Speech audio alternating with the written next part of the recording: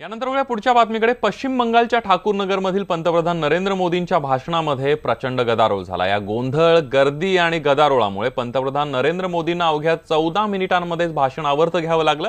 पश्चिम बंगाल इथल्या रॅलीमध्ये हा सगळा प्रकार घडला, ज्यानंतर मोदींनी दिलगिरीही व्यक्त केली आहे। मोदी बोलण्यासाठी उभे राहिले, त्यानंतर ममता बॅनर्जींवर टीका करत असताना काही जणांनी गोंधळ घातला। मोदींनी लोकांना शांततेचं आवाहन केलं, पण गोंधळ थांबला नाही, त्यामुळे मोदींनी भाषण आवर्त घेतलं। या गदारोळात अनेक जण जखमी सुद्धा झाले।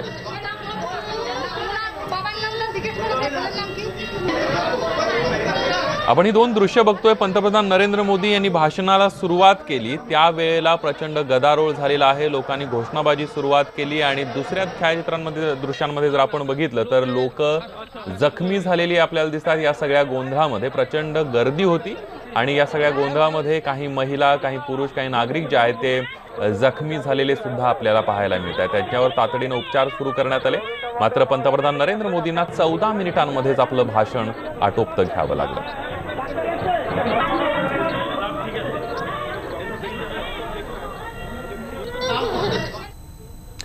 जर मी काम केलं तरच मला मत द्या, असं आवाहन केंद्रीय दळणवळण मंत्री नितीन गडकरी यांनी केले। इक्यू पार्क या तरुण उद्योजकांच्या परिषदेमध्ये गडकरींनी हे वक्तव्य केलंय। राजकारणातील मंत्रीपद हे क्षणिक असतं, असं देखील गडकरी म्हणाले। दरम्यान या परिषदेमध्ये योगगुरू बाबा रामदेव देखील उपस्थित होते। बाबा रामदेव यांनी यावेळी गडकरींच्या कामाचं कौतुक केलं। First of all, when I am going to contest the election, I never think about election. Why are you thinking about the election? I am thinking in Nagpur is publicly. No. We have our firm policy. We have our firm convictions. We want to implement it. If you like it, please vote us. If you don't like it, change it. No.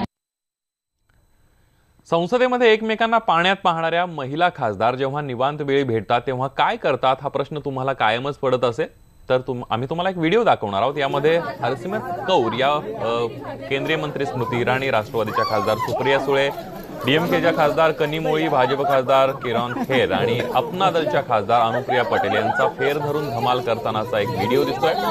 Harsimrat Kaur Badal यांनी त्यांच्या ट्विटरवरून हा video share केला।